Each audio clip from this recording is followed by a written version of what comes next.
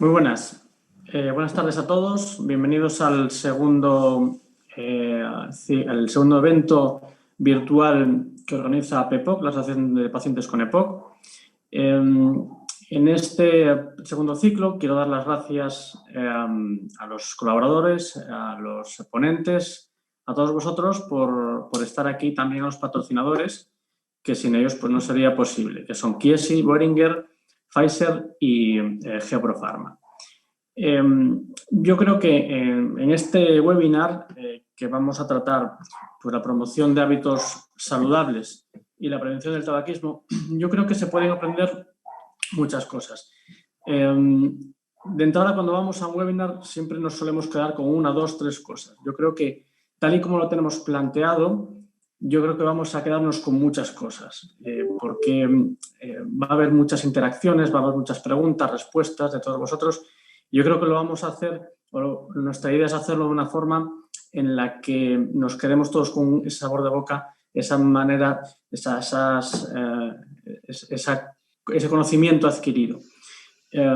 Por tanto, sin más, yo voy a presentar a Nicole, que va a ser la siguiente que va a tomar la palabra, que va a ser la moderadora, y ella va a presentar a los ponentes y a conducir el webinar. Muchas gracias a todos. Hola, buenas tardes y muchas gracias por estar nuevamente con nosotros y un cariñoso saludo sobre todo a lo que es toda la comunidad respiratoria. En este caso me gustaría darle la especial bienvenida no solamente a todos los pacientes de EPOC y familiares de EPOC, sino también a algunas asociaciones que nos mandaron un saludo muy cariñoso y que me gustaría nombrar especialmente, que es la Asociación Nacional de Cáncer de Pulmón, la Asociación de Fibrosis Quística, la Asociación de ASPI-EPOC de Bilbao, de hipertensión pulmonar y también, sin olvidarnos también de la Asociación de Diabetes de Madrid, que también está conectado hoy con nosotros. Y muchos más. Estamos encantados de estar todos con vosotros y esperemos que realmente podemos no solamente aprender mucho, sino dialogar entre pacientes y profesionales sanitarios. Y con esto, sin más, me gustaría presentar las personas que nos acompañan hoy, que son todos personas de primerísimo nivel, tanto a nivel de profesionales sanitarios como a nivel de pacientes. Empiezo con las señoras, por supuesto. Debajo mío, a la izquierda, está María Matín. María Matín es nuestra coordinadora de APEPOC de la Comunidad de Madrid. María tiene EPOC grave, es una mujer fantástica, súper positiva y nos va a ayudar mucho a entender todo lo que es el tema del tabaquismo y la interrelación con el tabaquismo y lo que es la nutrición. Arriba, al lado derecho mío, está la doctora Paula Crespo. Paula es la presidenta del Colegio de Nutricionistas de Valencia, al mismo tiempo es profesora de universidad, una gran experta en todo lo que es la parte de nutrición, no solamente relacionado con lo que es la parte de respiratorio, sino en todos los sentidos. Y nunca mejor dicho, joven y súper preparada, así que estamos encantados de estar hoy contigo. Al mismo tiempo, comentaros que Paula es nuestra asesora, al mismo tiempo nuestra asesora de nutrición de lo que es la asociación. Sigo con los hombres, en este caso a la izquierda mía está Luis María Barbado. Luis es nuestro coordinador de pacientes de Extremadura. Estamos encantados que Luis está hoy con nosotros, también por supuesto paciente de EPOC, y nos va a enriquecer mucho con todas sus experiencias, sobre todo relacionado con lo que es la parte de tabaquismo. Debajo mío está Isidoro.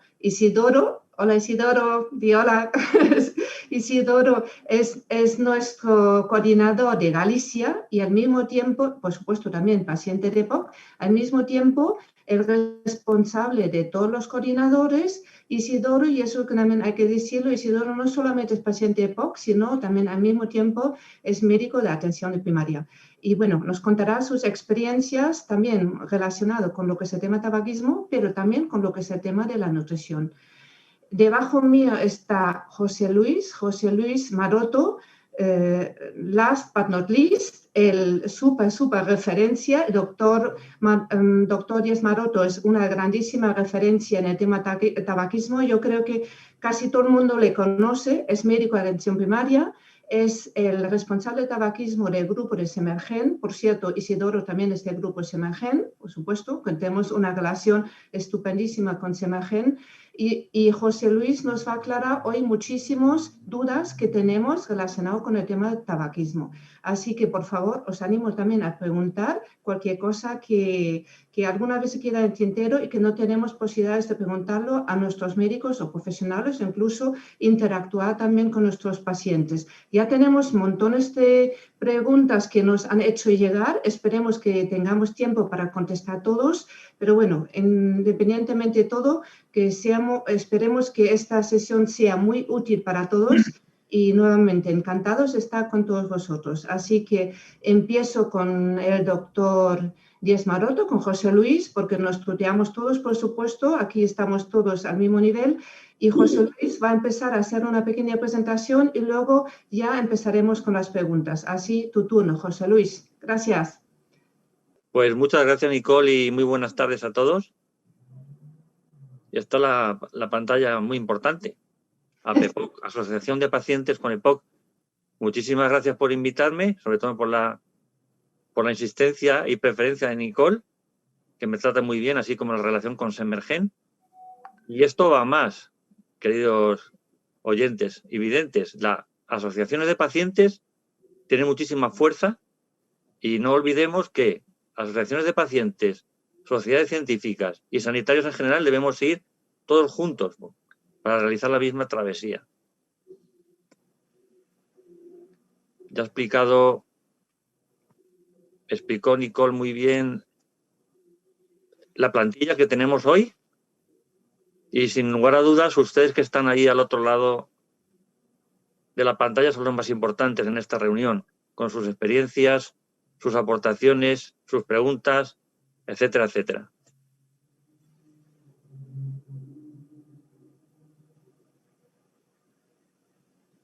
Ahí pueden ver mi consulta del Pozo de Guadalajara, cuando nevaba. Ya ven que, como dijo Nicole, que soy médico rural. En esta consulta llevo 18 años. Soy un gran aficionado a la prevención del tabaquismo. Y en esta otra consulta, donde estuve 15 años, también en el mismo municipio, el Pozo de Guadalajara, y una iglesia muy, muy bonita que ven detrás, del siglo XIV. Por lo tanto, llevo 33 años seguidos en el municipio del Pozo de Guadalajara. Y ya le digo que como médico de cabecera estoy cada día más contento de estar ahí con mis pacientes. Y como veían en el título debajo de mi consulta, ponía gran aficionado. Esta afición me vino sobre todo en el primer curso de medicina en 1974. Ahí ven la fachada de la Facultad de Medicina de la Complutense de Madrid. Cuando yo veía con 17 años que lo normal era fumar en la facultad, pero me llevé un gran chasco cuando pasando estas columnas de la Facultad de Medicina comprobé que se fumaba dentro también en todas partes. En la entrada, en el hall, en el bar, en el comedor e incluso, ¿verdad, Isidoro? En las aulas esas magnas de la Facultad de Medicina donde nos juntábamos 500 alumnos que como yo soy miope, si me ponía arriba, entre el humo que había en la clase y yo siendo miope no veía nada. Así que me tenía que ir una hora antes a coger sitio. Isidoro, ¿qué te parece? ¿Te suena, verdad? Sí, me suena, es verdad, cierto. Pues apareció mi afición por ahí, ya me peleaba yo con los catedráticos y decía, esto no puede ser como en una facultad de medicina, donde estamos aprendiendo a ser médicos, se sigue fumando. Pues miren, ahora les hago una pregunta. A todos los participantes que están detrás de las pantallas les hago una pregunta y pueden levantar la mano. ¿El tabaquismo es un estilo de vida no saludable? ¿De acuerdo? Segunda pregunta. ¿El tabaquismo es una adicción? ¿Pueden levantar la mano los que piensen que sí? Y por último, les pregunto a ustedes, ¿el tabaquismo es una enfermedad? También. Uy, veo que por ahí algunos dudan, ¿eh? Algunos dudan que sea una enfermedad. Pues es así, el tabaquismo está definido como enfermedad adictiva crónica Así se recoge en el DSM-4, CIE 10 y con este símbolo F17.3. Esto es muy importante, que los pacientes que padecen de tabaquismo se sientan enfermos de tabaquismo. No solamente que es un estilo de vida no saludable, puesto que cuando esto se consiga, como el paciente se siente enfermo de hipertensión o enfermo de diabetes o enfermo de colesterol, se siente también enfermo de tabaquismo. Con esto avanzaremos muchísimo en el diagnóstico y en el tratamiento de esta enfermedad. Sin embargo, como casi todas las enfermedades respiratorias crónicas, como la EPOC, el asma y el tabaquismo, están infradiagnosticadas. Quiero mostrarles una diapositiva que corresponde a los datos del INE, del Instituto de Estadística, del año 2001, y fíjense cómo el consumo de tabaco incide directamente entre las principales causas de muerte: isquémicas del corazón, cerebrovasculares, insuficiencia cardíaca, cáncer de bronquios y de pulmón con mucha fuerza. Fíjense nombres, 16.000 fallecidos solamente en ese año, 16.000 fallecidos por cáncer de pulmón. Es la segunda causa de muerte en el varón, en España, la segunda causa después del infarto agudo de miocardio. Y fíjense en la derecha, en mujeres, porque luego le voy a presentar la misma diapositiva, pero con más años, 1.956 mujeres. También fíjense, por otro lado, en la demencia y en la enfermedad de Alzheimer, porque fíjense en la siguiente, cómo ha avanzado puestos la demencia, ¿verdad? Y la enfermedad de Alzheimer subiendo en la mortalidad hacia arriba. Y lo que les decía, ¿se acuerdan que eran 1.000 y pico? Miren, 1956, pues fíjense cómo estamos ya. 4.952, de 1.000 y pico a 4.952, y estamos en el año 2018. ¿Qué quiere decir esto? Pues que en poco tiempo, como ha ocurrido en Estados Unidos, el cáncer de bronquios y de pulmón en mujeres superará al cáncer de mama, que tienen aquí abajo con 6.500 fallecidos. Esto es porque la mujer en España se incorporó a fumar hacia los años 70, bastante después que el hombre. Hemos dicho que es una enfermedad el tabaquismo y por lo tanto necesita diagnóstico, prevención y tratamiento. Y el diagnóstico se hace con el conjunto mínimo de datos diagnósticos. Y así preguntamos: cantidad de tabaco que consume el paciente fumador, en qué fase de abandono se encuentra, si está motivado para abandonar el tabaco, grado de dependencia física, test de Fagerström, si lo ha intentado previamente, motivos de recaídas y cómo lo ha hecho. Y si es posible, realizaríamos al paciente una coximetría, es decir, la medida del monóxido de carbono en el aire expirado del fumador, que es un dato muy palpable para el paciente, igual que medimos la tensión, tomamos el azúcar, tomamos el colesterol. Estas serían las etapas del abandono de consumo de tabaco de Prochaska y Clemente. El paciente empezaría en precontemplación, es aquel paciente que no quiere dejar de fumar, está muy a gusto, él es un fumador consonante y no quiere dejar de fumar, no tiene intención de fumar. Precontemplación. Contemplación, paciente fumador que ya se plantea dejar de fumar en los próximos 6 meses. Preparación, quiere dejar de fumar en un mes, es decir, vamos avanzando. Acción, estar sin fumar 6 meses. Mantenimiento, más de 6 meses sin fumar. Exfumador, cuando ha pasado un año de abstinencia, y aquí termina. Esto es un dibujo muy dinámico. El paciente entra en las distintas fases, entra y sale, y por supuesto hay recaídas, porque así se define el tabaquismo: enfermedad crónica, adictiva, y que presenta recaídas en el transcurso de la enfermedad. El test de Fagerström, que luego podemos discutir en el coloquio, que es el que mide la dependencia física por la nicotina. Cuanto más cigarrillos fuma el paciente fumador y cuanto menos tiempo pasa, lógicamente, entre que se levanta y fuma su primer cigarrillo, obtendríamos un test de Fagerström con una dependencia alta, de 6 puntos, es decir, más de 30 cigarrillos y hasta 5 minutos de tiempo entre que se levanta y fuma el primer cigarrillo. Luego lo explicaríamos a qué se debe esta pregunta tan importante. Es el test de Fagerström reducido y no el clásico que consta de 6 preguntas. Pero como todos tenemos poco tiempo en nuestras consultas, haríamos mejor el test de Fagerström reducido. Y con esto termino mi presentación. Gracias. A ver, mira, que sí que Fue cortito tu presentación. Muchas gracias, José Luis. Comentar un poco algunas preguntas que están surgiendo. Hay muchas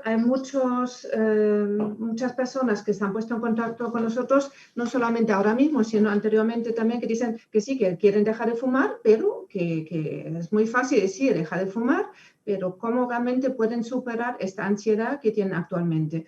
Y también están preguntando, en este caso, si no es mejor hacer, por lo menos utilizar el vapeo antes de lo que es el cigarrillo. ¿Qué dices tú al respecto, José Luis? Pues unas preguntas muy, muy interesantes. ¿Dejar de fumar es fácil? No.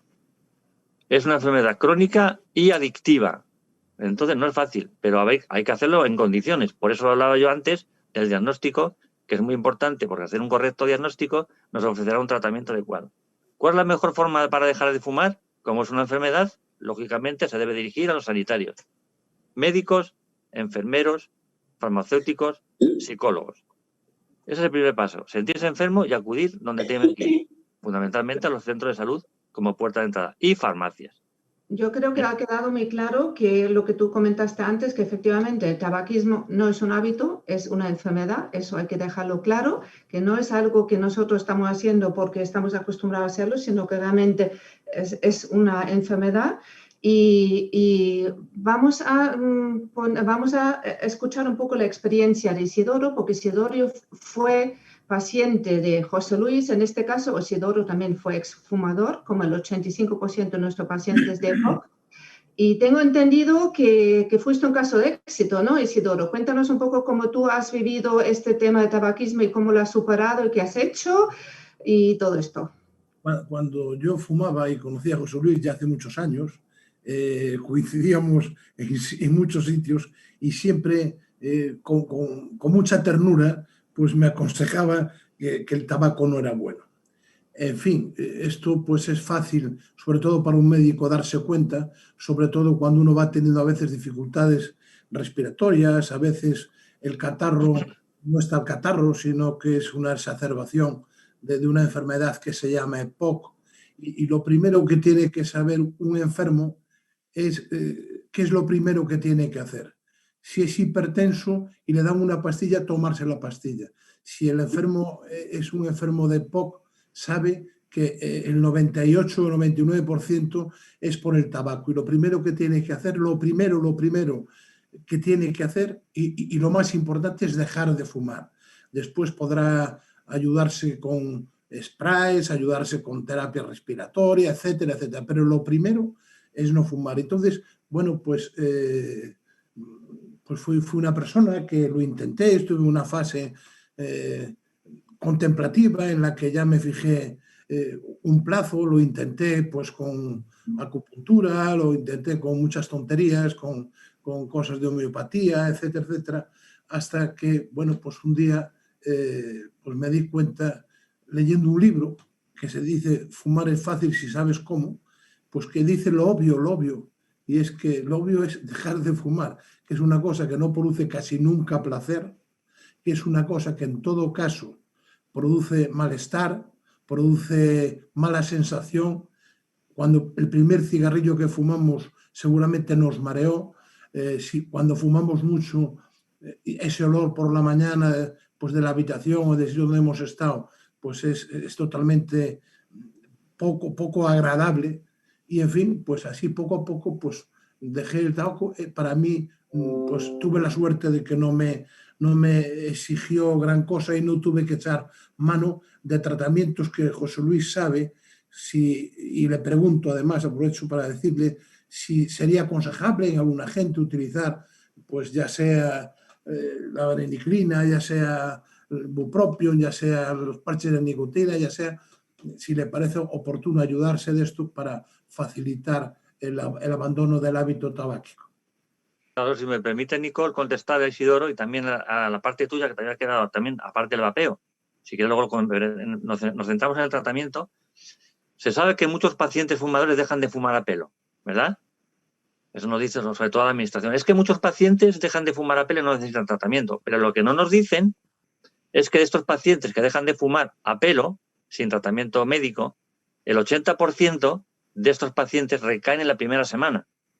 Eso no nos lo cuentan. Entonces, como dice Isidoro, el mejor tratamiento, como he dicho, es dirigirse a tus profesionales de la salud, y es el que combina el tratamiento farmacológico más el apoyo psicológico.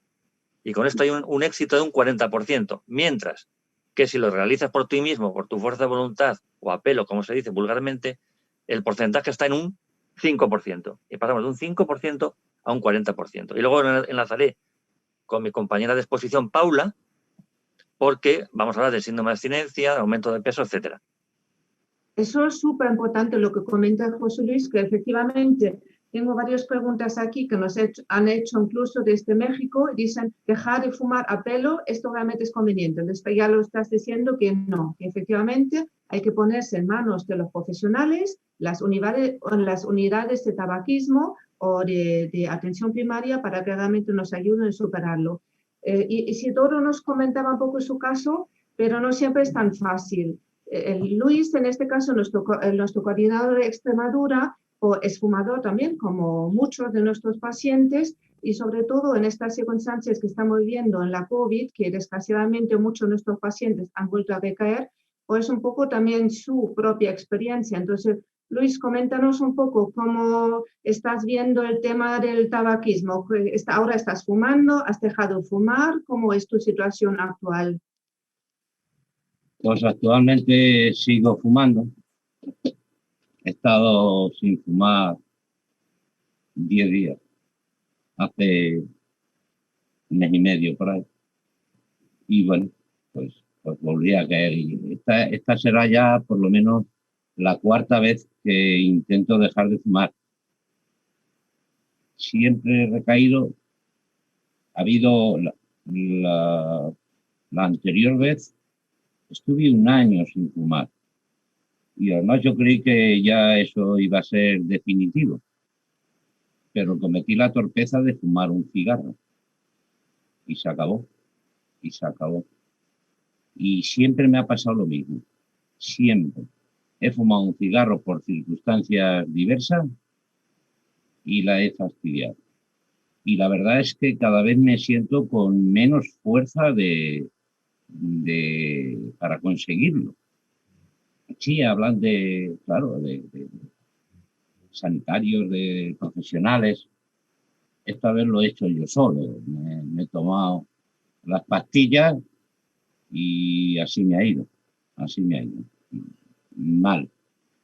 Y sobre todo lo que yo, claro, como fumador empedernido, porque me da vergüenza deciros lo que fumo y no lo que hacer. Lo que yo he hecho en falta es, he intentado buscar un sustituto del tabaco y no lo encuentro porque es que no lo puede haber. No puede haber un sustituto de ese elemento tan fastidiado para nosotros. No lo encuentro.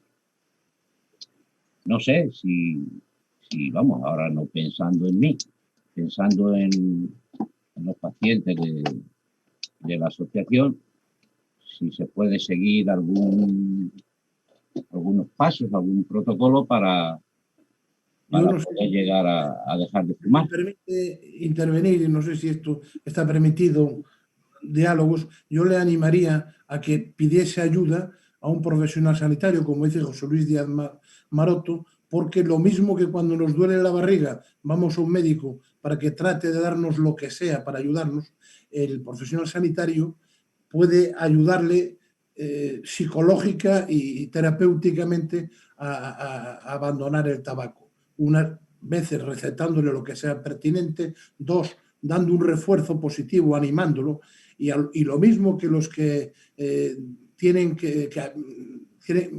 dejar de beber, lo primero que se les recomienda es que le digan a todos sus amigos que no pueden beber, que tienen problemas de adicción y tal y cual, para que no, que hacemos mucho los españoles, venga hombre, tómate un vino, venga hombre, tómate una caña, pues que no inviten a eso, sino todo lo contrario. De la misma manera, comentar con los amigos, con la familia, con quien sea, quiero dejar de fumar.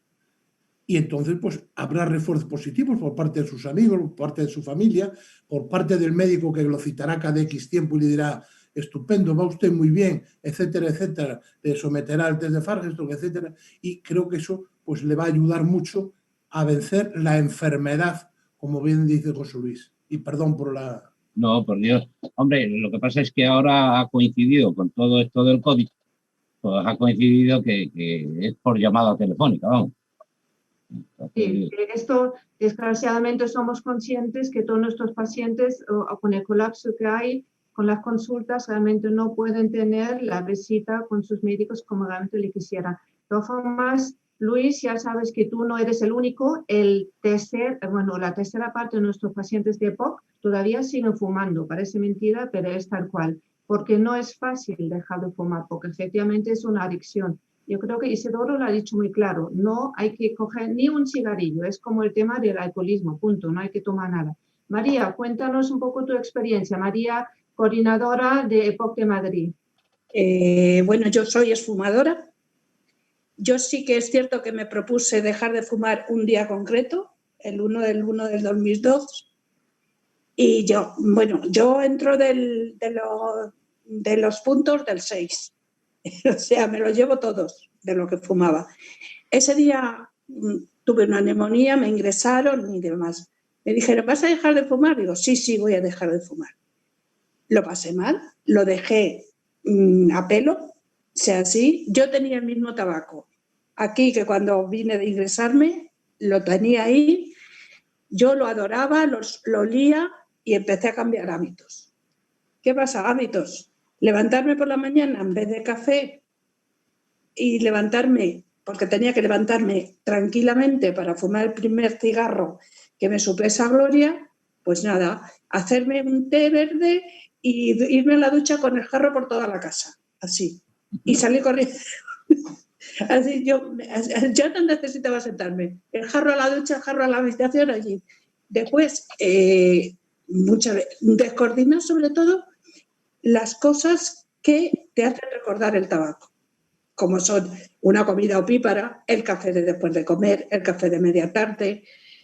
Es cierto que te da ansiedad, sí. Yo no sé si por qué, pero yo no soy golosa y comía muchos bombones. Pero luego fue cosas momentáneas y eso fue archivando y pasadía. Había veces que no podía, que lloraba, que berreaba, que me tomaba medio litro de agua y me iba a correr a la calle porque no podía. Venía y ya venía más calcada, más. Pero bueno, me sigo acordando del tabaco. Ya han pasado ya 18 años. Hay momentos que las tentaciones siempre han estado ahí. Siempre buscas una excusa para poder, pero siempre, o por lo menos yo en mi caso, he sabido decir no.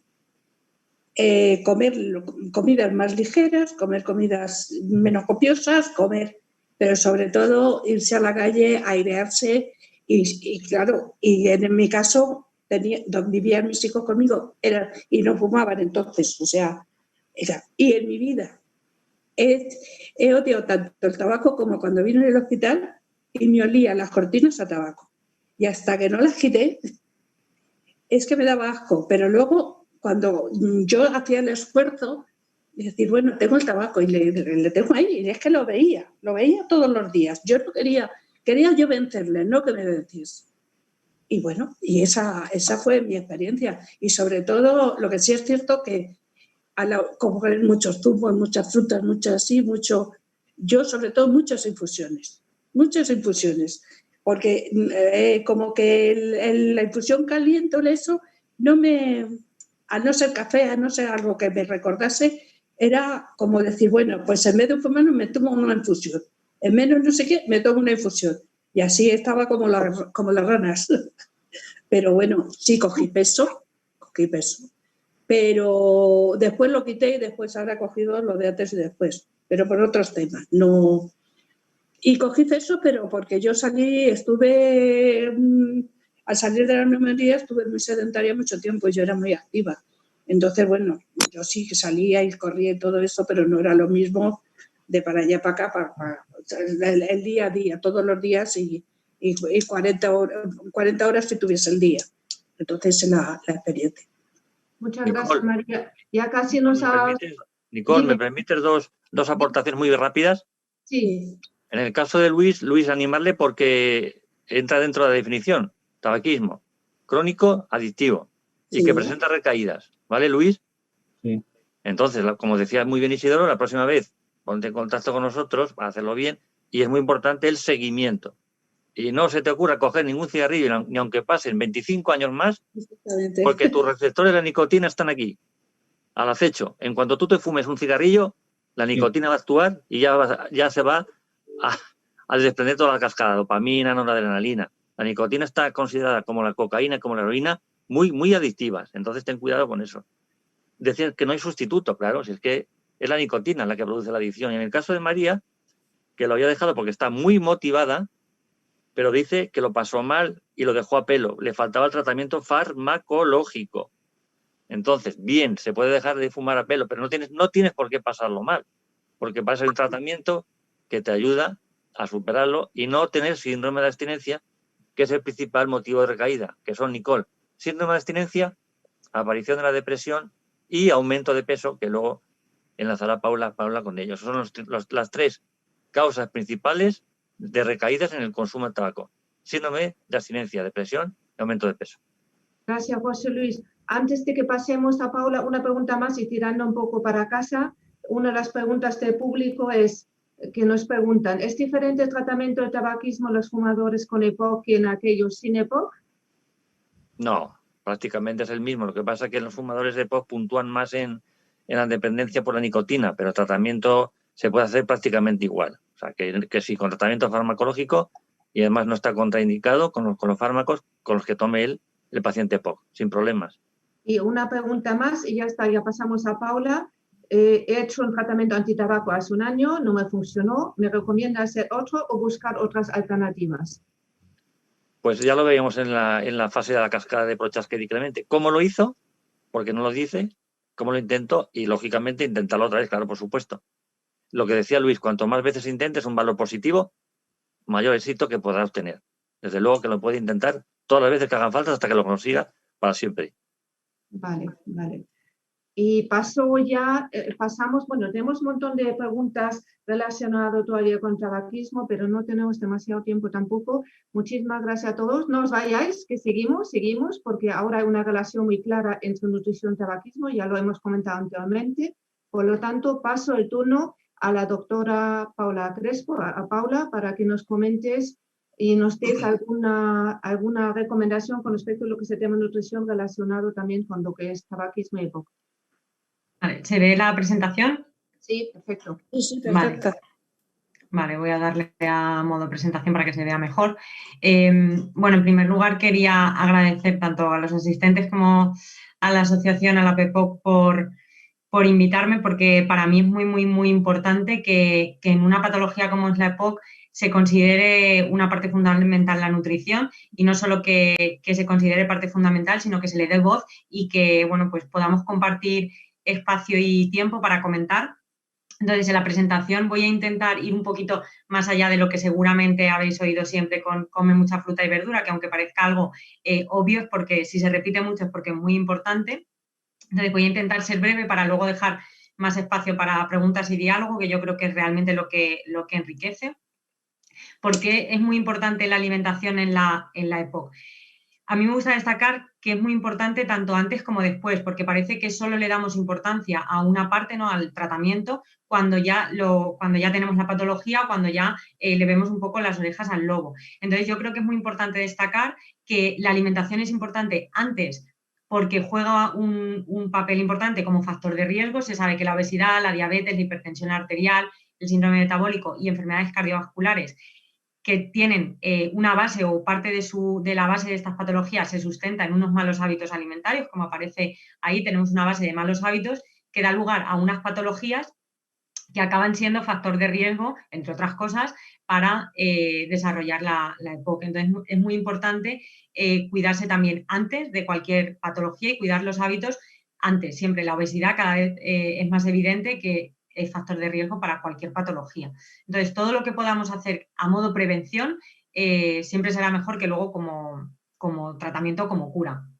Luego, una vez ya instaurada, ¿por qué es importante la alimentación en la EPOC? Porque se sabe que unos malos hábitos pueden ser o pueden presuponer un peor pronóstico para la patología. Se sabe que la relación EPOC-obesidad y otras comorbilidades también bueno, pues anticipan un peor pronóstico tanto de la evolución como de la sintomatología.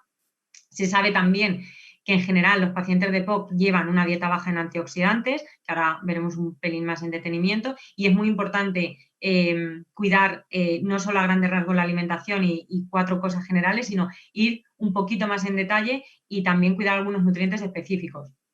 Se sabe que luego también pues en un estadio más avanzado puede haber riesgo de desnutrición, y la desnutrición, yo siempre digo que la mala alimentación, tanto por exceso, que sería la obesidad, como por defecto, que sería la desnutrición, siempre suponen un peor pronóstico. Entonces hay que cuidarlo en las 2 direcciones.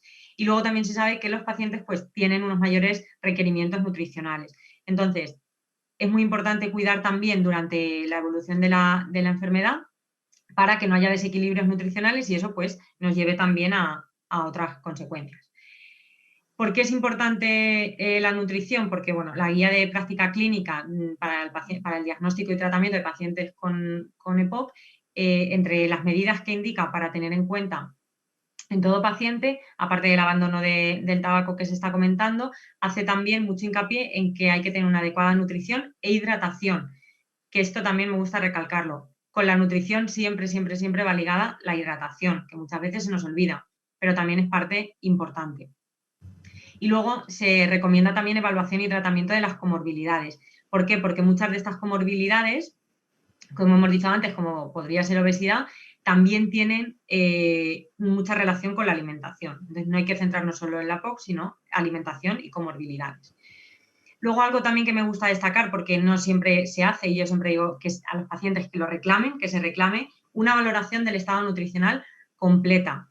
¿Por qué? Porque si en las consultas de rutina se hace una valoración nutricional completa, lo que se puede diagnosticar o se puede detectar precozmente es la desnutrición.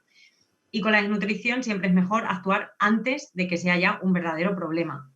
Entonces, igual que se nos preguntan muchas cosas en el médico, pues que se nos pregunte o que se haga una valoración nutricional completa, que no lo digo yo, que también, sino las guías de referencia. Y luego, algo también muy destacable es que hasta el 40% de los pacientes con EPOC avanzada presentan disminución de la masa muscular. ¿Esto por qué es importante? Porque con la alimentación rica en proteínas se puede cubrir parte o se puede paliar esta disminución junto con otras cosas. Entonces, es muy importante no descuidar solo la buena alimentación, sino cosas concretas como podría ser atender a esta disminución de la masa muscular. Y ya por último, ¿cómo podemos mejorar el pronóstico de EPOC con la alimentación? Obviamente todos los factores juegan un papel importante, no se puede descuidar ni uno ni otro, pero bueno, la alimentación y la nutrición hay que cuidarla también. Todo suma, ¿no? Entonces, si estamos cuidando otra parte, no descuidar la nutrición. Se sabe que la malnutrición en situación de riesgo con efectos negativos en la evolución de la enfermedad, entonces hay que cuidarlo. También la desnutrición impacta directamente en el funcionamiento del aparato respiratorio, entonces afecta directamente también a la musculatura respiratoria y bueno, pues toda la función pulmonar. Y luego, ¿qué podemos hacer de manera precoz ahora que ya sabemos que es importante? Teniendo en cuenta también que es posible tener esa disminución de la masa muscular, pues llevar una dieta rica en alimentos proteicos, que básicamente pues carne, pescado, huevos, legumbres, lácteos y frutos secos. Es muy, muy importante que los llevemos incorporados a diario en la alimentación. Los alimentos ricos en omega 3, que tienen un efecto, entre comillas, antiinflamatorio, o sea, que tienen un efecto muy positivo en el sistema inmune. Pescado azul, frutos secos, aguacate y aceite de oliva. Y no olvidar tampoco alimentos ricos en vitamina D, ¿vale? Aparte del sol, que a veces, depende de en qué parte de la geografía estemos, a veces no es tan fácil obtenerlo, pero bueno, el pescado azul también, el huevo, los lácteos tienen mucha vitamina D. Entonces, quedaros con ese concepto. Proteínas, omega 3 y vitamina D. Luego, algo también importante a tener en cuenta. No solo hay que hablar de lo que es recomendable y de lo que hay que incluir en la dieta diaria, sino igual de importante es destacar aquello que tenemos que quitar de nuestra alimentación diaria. Porque si estamos comiendo bien suficientes proteínas, omega 3 y vitamina D, pero a la vez estamos consumiendo alimentos no recomendados, el efecto no es tan positivo. Entonces tiene que ser incluir lo bueno y quitar lo malo. ¿Qué tendríamos que desterrar de nuestra alimentación? En general, pero especialmente los pacientes con EPOC, alcohol, vino y refrescos, embutido y carne roja en exceso, la bollería y todo el picoteo industrial por las grasas de baja calidad que tienen. Lo bueno siempre mejora la función pulmonar, los marcadores de inflamación y la severidad de los síntomas, pero el exceso de lo malo, esto lo empeora. Entonces necesitamos un equilibrio, aumentar lo bueno y eliminar lo malo. Y ya por último, esta diapositiva me gusta mucho de un artículo que habla muy en detalle de todos los nutrientes que se necesitan, porque bueno, me parece que es muy representativa verlo así, siempre lo verde es lo bueno y lo rojo siempre es lo malo, que debemos incluir siempre frutas, verduras, cereales integrales, legumbres, el café también, bueno, dentro de que se pueda tomar, frutos secos y pescado. Y luego, muy importante, todo lo refinado, las harinas refinadas, embutido, bollería, comida rápida y refresco, junto con el alcohol, sería eliminarlo. Entonces, quiero que os quedéis con ese concepto, aumentar lo bueno y disminuir lo malo. Y luego, bueno, hasta aquí lo que sí que me gustaría, bueno, ahora si queréis lo comentamos entre todos. Quería hacer mucho hincapié en esta parte y ahora hablamos, si queréis, de la obesidad y cómo influye con el dejar de fumar y cómo se aumenta de peso. Muchas gracias, Paula. Yo creo que quedó muy claro, no solamente la importancia de la nutrición, también de la hidratación, ¿no? Es que hay que hidratar a los pulmones, y la hidratación y también la nutrición nos puede ayudar mucho con respecto a lo que es el tema de tabaquismo. Me ha encantado, de verdad que súper claro tu presentación.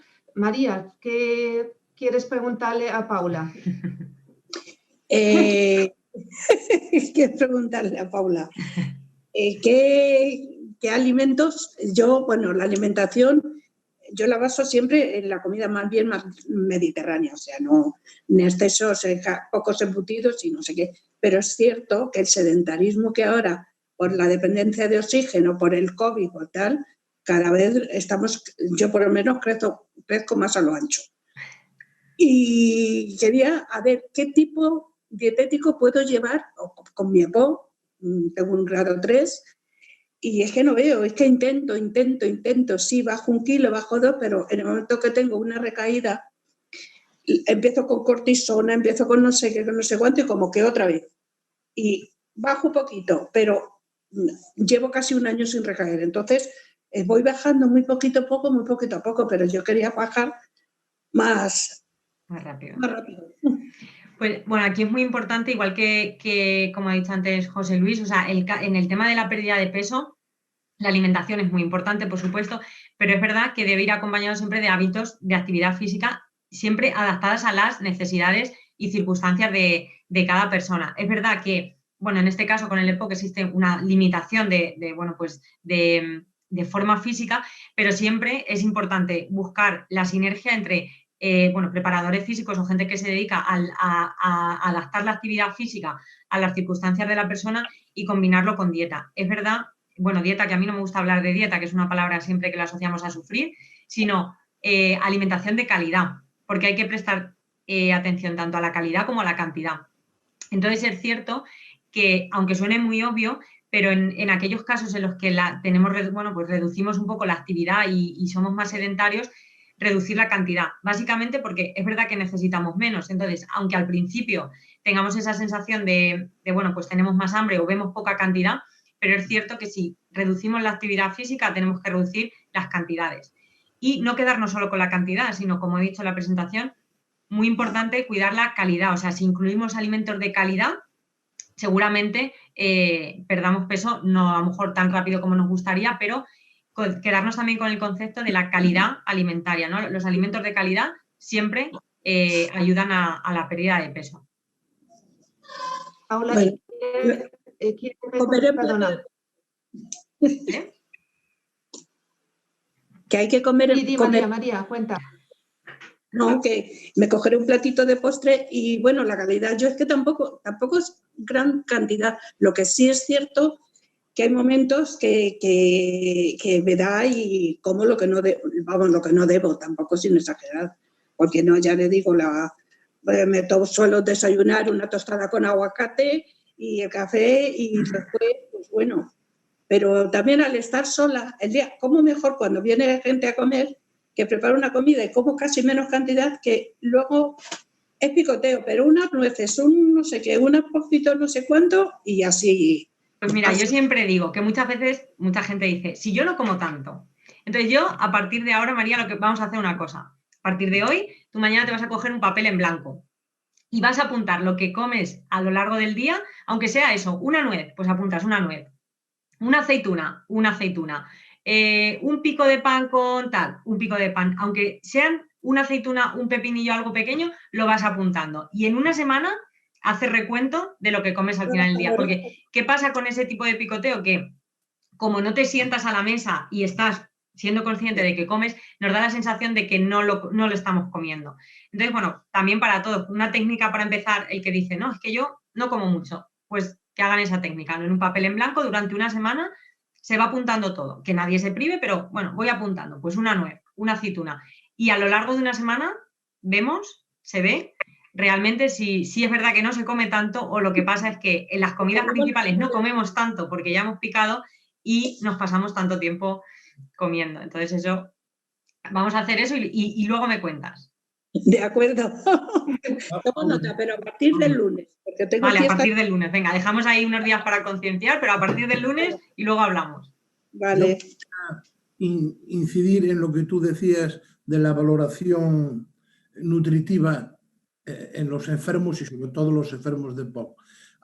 Sabes que hay dos tipos de enfermos de EPOC, unos muy delgados, enfisematosos, que es necesario incluso a veces darle suplementos nutritivos para que no te pierdan masa muscular, etcétera, etcétera, y luego los enfermos obesos, que lo que se dificulta por la obesidad es el ejercicio, aumenta la disnea, etcétera, etcétera, o sea, la dificultad a respirar. Y yo te pregunto, en el caso del enfermo EPOC, ¿es importante que haga una dieta agresiva o es mejor que vaya bajando de pesos? Pues imaginémonos 500 calorías menos pues cada mes o cada semana, que sea mantenido en el tiempo, pero menos agresivo. Pues mira, esa pregunta es muy, muy importante porque es uno de los principales errores en la pérdida de peso, en general, pero principalmente en pacientes con EPOC. ¿Qué pasa? Que, como se sabe, bueno, perdiendo peso siempre, bueno, pues podemos mejorar. El error es recurrir a estrategias nutricionales que lo que hacen es que pierdas peso rápido, sí, de manera muy agresiva, pero la particularidad es que normalmente estas dietas o llevan productos, o sea, lleva asociado la toma de productos que no serían recomendables, o son dietas muy monótonas y muy restrictivas que lo que provocan es que descuidemos la calidad de la dieta, es decir, que se produzcan deficiencias nutricionales de nutrientes concretos, pues por ejemplo, omega 3, vitamina D, antioxidantes, que hemos dicho que eran muy importantes para la función pulmonar. Entonces esas dietas tienen, digamos, que el efecto de que baja rápido de peso, pero tienen un impacto muchísimo más negativo en lo que es la función pulmonar y en el estado nutricional. Entonces, yo siempre digo que el que algo quiere, algo le cuesta, y la pérdida de peso siempre debe ser, para que sea saludable, se recomienda que se pierda entre medio kilo, máximo 1 kilo a la semana. ¿Qué pasa con la pérdida de peso? Que no es progresiva y al principio, si sobra mucho peso, se pierde más rápido. Entonces eso genera que bien, estoy perdiendo peso rápido y a lo mejor al cabo de un mes, pues en vez de perder 1 kilo a la semana, pierdes 200 gramos. Y ya uno se desanima porque es que no es mucho, entonces no sirve para nada lo que estoy haciendo y vuelvo a descuidar esa alimentación. Entonces la pérdida de peso debe ser progresiva. Lo ideal sería entre medio kilo, máximo 1 kilo a la semana, pero si son 200 gramos no pasa nada. O sea, lo importante es que se vaya perdiendo poco a poco, por lo que has dicho. Luego cada persona tiene unas circunstancias, tiene una vida personal, laboral o, circunstancias que a lo mejor impiden que una semana pues vaya tan bien. Eso no tiene que producir desánimo, sino todo lo contrario, ¿no? Igual que verlo como parte del tratamiento, poco a poco, pero de manera constante. Nicole, ¿me permites una pequeña aportación? Por supuesto, aquí estamos. Bueno, pues en primer lugar quiero felicitar a Paula por su magnífica y brillante exposición. Me ha encantado muchísimo, muy práctico. Y podemos decir, dejar de fumar engorda, ya lo creo. Sí. Es verdad, no hay que engañar. Pero, a ver, no es lo mismo engordar por término medio 2 a 3 kilos, que es la media, que engordar 15 kilos. Entonces, como yo decía antes, principal motivo de recaída, el aumento de peso, sobre todo en mujeres, recaen y vuelven a fumar al coger peso. ¿Y qué ocurre cuando dejas de fumar? Que si no estás bien tratado, lo que pasa es que tienes síndrome de abstinencia, frustración, irritabilidad, ansiedad. ¿Y entonces qué ocurre? Que te da por comer, por picotear. Y en lugar de coger 2 kilos, pues coges 10 o coges 15 kilos. Y en esto enlazaría con Paula para que nos cuente, cuando un paciente deja de fumar, cómo le podemos ayudar. No es necesaria una dieta estricta, pero que nos dé consejos. Adelante, Paula. Pues yo, muchas gracias. Y ahí quería hacer hincapié en una cosa, como bien has dicho. O sea, dejar de fumar engorda, podríamos decir que yo haría un matiz. La ansiedad que provoca dejar de fumar engorda, porque en sí dejar de fumar, mucha gente también se refugia en eso. No he cogido peso porque he dejado de fumar. Aquí es algo muy importante. Si al poco de dejar de fumar vemos que estamos cogiendo peso por la ansiedad, lo que hay que tratar antes de la alimentación es la ansiedad. Porque yo te puedo hacer la mejor pauta del mundo, yo te puedo dar las pautas más saludables del mundo, pero lo que está haciendo que tú descontroles esa alimentación es un factor que no se controla con la alimentación, que es la ansiedad. Entonces, es muy importante lo que ha dicho, el tratamiento multidisciplinar. O sea, aquí la parte psicológica, hay que aprender a gestionar la ansiedad que nos provoca el haber dejado de fumar. Y yo siempre, muchas veces me pasa, ¿no? Pacientes que vienen y yo detecto que tenemos, bueno, pues que lo que está produciendo no hacer bien la alimentación es la ansiedad. No es momento de hablar de buena alimentación, es momento de tratar la ansiedad y una vez que seamos capaces de controlar eso, hablamos de alimentación. Porque, ¿qué ocurre? Que un paciente con ansiedad no está en disposición de estar cuidando la alimentación, porque para cuidar la alimentación hay que ser consciente, hay que hacerlo bien, hay que ser constante. Entonces, si nosotros tenemos algo que nos está provocando que no prestemos atención, que lo descuidemos, no es momento de hablar de buena alimentación, es momento de tratar la ansiedad y hablamos de alimentación. Sobre todo porque ocurre una cosa, si no sabemos controlarlo, podemos estar unos días, lo hacemos bien, en el momento que lo hacemos mal, nos desanimamos y vuelta a empezar. Pues si es que no pasa nada, no sirve para nada, no lo estoy haciendo bien, entro en la rueda de ansiedad, cojo kilos y no sé manejarlo y es un círculo vicioso. Entonces, si se detecta que la ganancia de peso viene desencadenada porque hay ansiedad, se trata la ansiedad y luego hablamos de alimentación. Genial, el mensaje que estás lanzando es fantástico, Paula.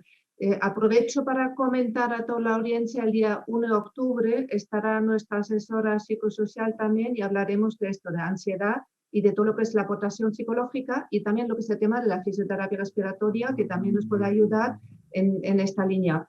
Quiero aprovechar también, Luis, para que le des algunos consejos a Luis, fumador, exfumador o en fase de dejar de fumar, qué es lo que tiene que cuidar especialmente durante su alimentación, porque esto también me están trasladando por parte del público, que dicen que efectivamente que también son fumadores y que no tienen muy claro si necesitan tomar complejos vitamínicos o que con la nutrición o con la alimentación no es suficiente. Pues esa es una buena pregunta y también ahí me gustaría hacer matices, porque otro error que podemos cometer es tomar complejos vitamínicos, ¿no? Para cuidar la parte de las vitaminas, pero descuidar la alimentación. Entonces, lo importante es tener una buena base, una dieta equilibrada y variada que nos proporcione las suficientes vitaminas y si con eso no es suficiente, recurrimos a los complejos. Pero tomar complejos vitamínicos sin control es ponerle un parche a algo que no estamos haciendo bien de base. Entonces, ¿cuál debe ser la base o cuál sería el plato ideal? Que yo creo que todo el mundo lo hemos estado viendo mucho tiempo, el famoso plato de Harvard, que es la mitad del plato verdura, la otra mitad se tiene que dividir entre alimentos de proteína, que serían carne, pescado, huevo, y la otra mitad, pues algo de o pan, o pasta, o arroz, o legumbres. Entonces, ¿cuál es la base de nuestra alimentación? Fruta y verdura a diario, eso no puede faltar. Los frutos secos también puede ser una de las opciones que tienen muchísimo omega 3 que nos valdría. Y luego aumentar la ingesta de proteínas, carne, pescado, huevos y lácteos. Esa debería ser como la base de nuestra alimentación y, por supuesto, si se come algo de cereal, que sea integral por las vitaminas. Paula, una pregunta te quería hacer. Varias veces has citado la vitamina D. Como gallego, y como experiencia profesional en Galicia, a pesar de que en nuestra dieta atlántica abundan los pescados y especialmente los azules, la gente tiene déficit de vitamina D. lo puedo constatar de múltiples veces. Entonces, digo yo, el enfermo de EPOC puede beneficiarse de tomar el suplemento vía oral de vitamina D, por ejemplo, una pastilla, etcétera, etcétera, sobre todo por el tema óseo y el tema muscular. Es una pregunta que te hago. Si hay deficiencia de vitamina D diagnosticada, sí es recomendable la suplementación con vitamina D. Es cierto que si no hay deficiencia, tomar por tomar tampoco, porque hay muchos alimentos. Pero es cierto que si hay una deficiencia, que ahora hay muchísima deficiencia de vitamina D, si hay deficiencia, ahí sí que es recomendable suplementar, antes de que aparezcan efectos más a largo plazo que ya sean irreemplazables. Pero yo ahí siempre digo, ¿hay deficiencia y estamos llevando una alimentación equilibrada? Ahí sí que daría vitamina D, porque es cierto que con la alimentación solo, cuando ya existe una deficiencia, a veces no es tan fácil llegar. Entonces, ¿tenemos deficiencia? Suplementación. Bien. Luis, ¿querías hacerle alguna pregunta a Paula? ¿Algo que no te quedó claro? ¿Luis? No sé qué Claro. pregunta hacerla porque ha hablado de tantas cosas y ha hablado también. Claro, tenía que ser paisano. Bueno, lo que está claro es que cualquier déficit nutricional siempre favorece lo que son las infecciones, eso hay que tenerlo muy en cuenta. Y ahora, nuevamente, tirando para casa hacia lo que es el tema de la EPOC, hay algunos estudios que dicen que el consumo de carne cruda es mala para lo que es el paciente EPOC, porque realmente aumenta lo que es la prevalencia de la EPOC. ¿Tú tienes alguna referencia al respecto?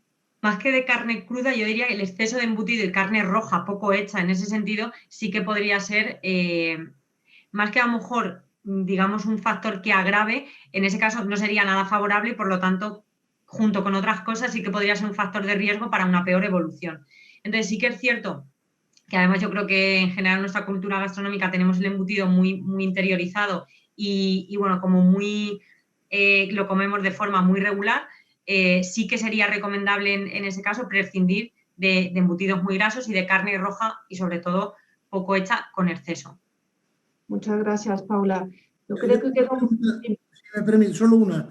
Hemos hablado mucho de la obesidad, pero hay un gran porcentaje de enfermo de EPOC que es delgado y a veces desnutrido.